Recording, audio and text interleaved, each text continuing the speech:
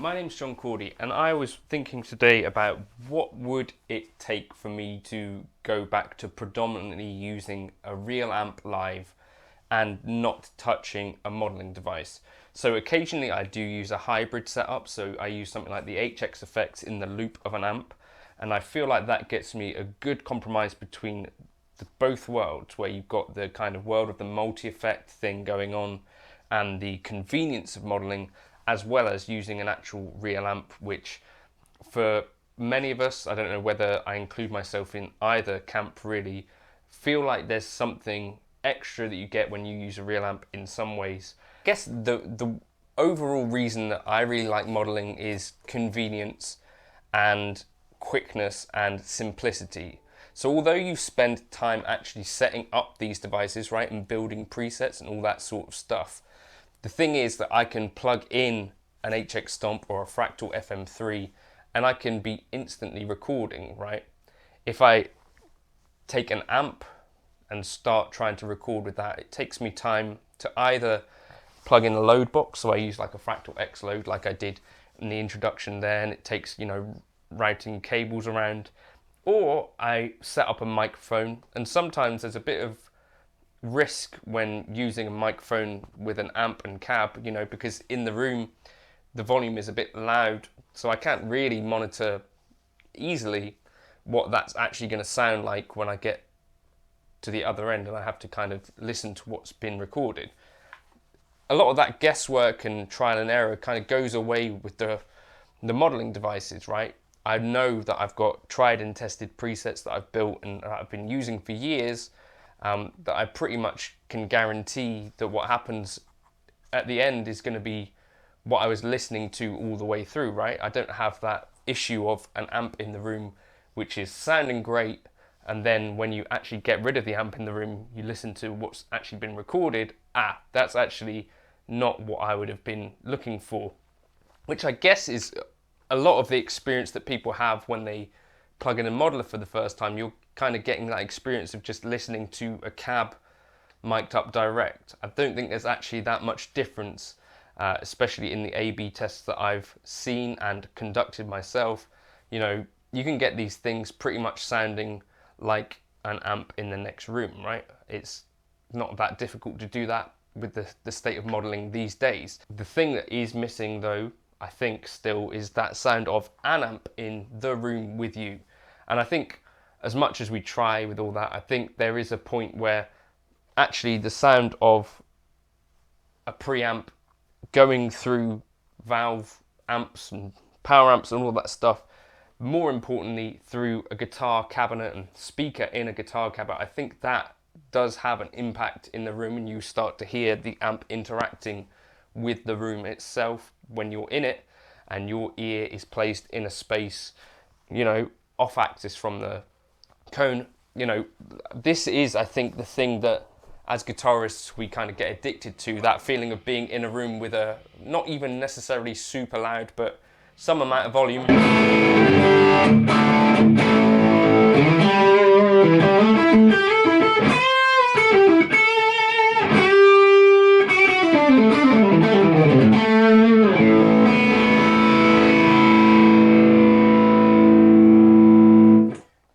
That's not incredibly loud, but it's definitely got this thing where I'm connected with a sound that's in the room. But what I like about this modeling world is that you can kind of have access to this kind of sound, but also you've got access to sounds that you don't have, amp-wise. I have a few Mesa Boogie amps, but I don't have a Vox AC30, I don't have a Morgan AC20, I don't have, name the amp. But I have access to the kind of tones of those in these things, at least a fairly decent approximation of them, right? To the point where I've had like an orange rocker verb, and when I play it in the room and A/B it with either a line 6 rocker verb or a fractal rocker verb, I can fool myself quite easily when listening back to think, well, actually those were barely indistinguishable, at least for me. Similarly with a Mesa Boogie Lone Star, similarly with a Vox AC15, like these things are getting incredibly close in my opinion. The other thing is, yeah, I can set up a delay, a reverb, I can set up a chorus, and they can all be switched on or off with one switch. It's this incredible convenience, which for me, coming from the modeling world, I did dabble in pedal boards for a bit, but building a pedal board, and that gets quite expensive quite quickly, and you know, making sure that it's working and having problems occasionally because, you know, cables come loose, cables age over time, all of that sort of stuff. I don't think I'd ever be in a scenario where I'd now go back to a pedal board and ditch modeling altogether. There are certain scenarios where I will take an amp, and I'm thinking even these days, like just plug in the Helix into the return of a Mesa Boogie. It's getting me kind of the best of both worlds, where I leave the IR and everything on and I get that big kind of amp feel, you know, where it's chucking through a guitar speaker in a space. There's plenty of bottom end and all of that stuff that I kind of think is what makes it feel like an amp. But at the same time, I'm getting the convenience of the modeling stuff. I also do have to carry a fairly heavy amp around, but I think it's worth the compromise based on my experience on gigging with things like a power cab or the Kemper cabinet and stuff like that. Those things, potentially you'd have to push the volume quite high.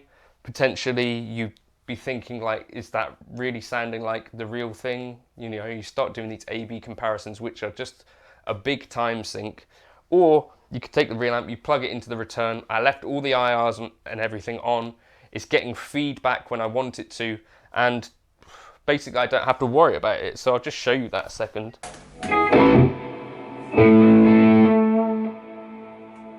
So I can literally just come out of the headphone output of the Helix and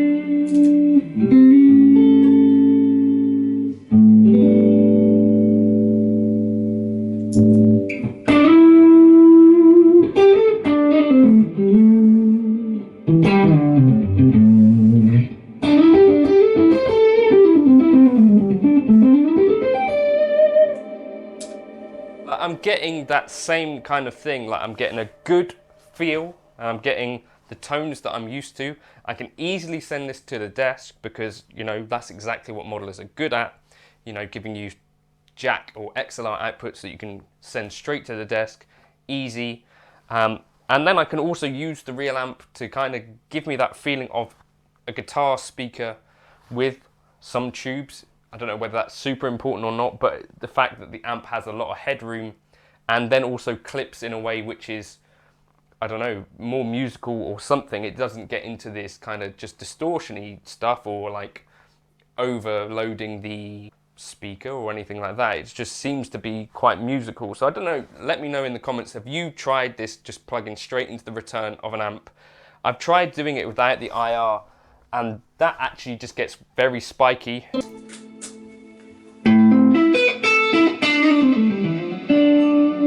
Obviously a Vox would be quite spiky, but it's the kind of spikiness that I don't know that I'm particularly digging.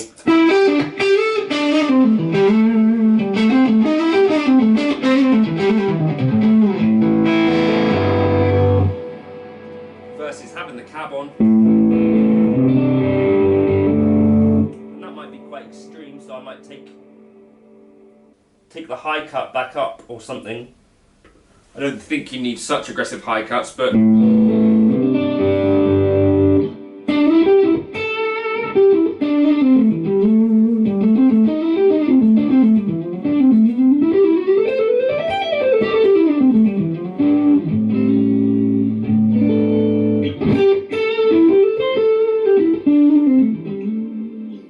the other consideration that I've had, again, but similarly, this is kind of the way that I was running things with the HX effects, kind of just in the loop, going down the 4-cable method, and it's again getting a little bit away from the kind of simplicity that I'm going for. But I'm just trying to think about different ways to do this thing that maybe makes use of gear that I already have. So you might already have a tube amp lying around that you've thought that you kind of have to make this decision that either you're on the modeling end of the fence or you're on the tube amp end of the fence. But I'm finding that if you kind of blend both worlds, maybe you could end up with something that just works live. So for example, this is what I was gigging with.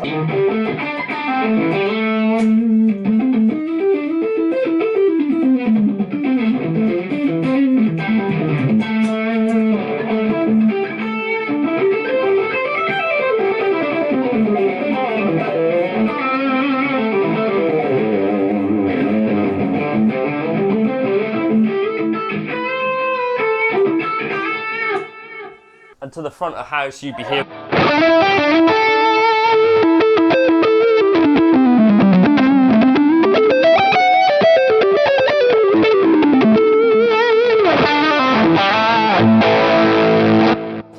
Seems to me to be getting me kind of the best of both worlds. So I don't know, let me know your thoughts. Is there anything that you've been thinking about? Have you tried modeling and you thought, this is just not working at all? Or like me, have you been sort of in this place where you're like, yes, I love this thing at home, but live, there's something that I'm always either struggling with the sound guy, or I'm always struggling, like I can't quite hear myself, or things don't sound the same live as they do at home. I'm just missing something like simplicity-wise. Have you tried going back to a real amp? And you might have even thought the grass was greener, but now when I go back, I either really prefer this, or actually I'm having some of the same problems. Like, I don't know if you've tried gigging with a quiet tube amp, or gigging with a silent tube amp. I don't know if you find that those things are wildly different to what you expected. Maybe you find that if you have to gig with a silent tube amp with something like a load box, there's not really much difference at all, or maybe there is a big difference. Let me know your thoughts. What would make you go back to a real amp?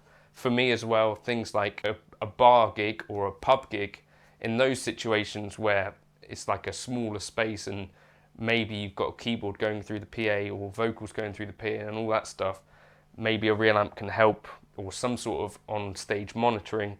I also find that gigging with my own band live, I do like to have something on stage kind of pushing out front as well, just because with keyboards and vocals and bass and all that stuff, it's so easy to just get lost in that mix, and you're kind of competing with other instruments in a way that if you have a speaker on stage pushing a bit of sound, I just feel like you get like a better spread.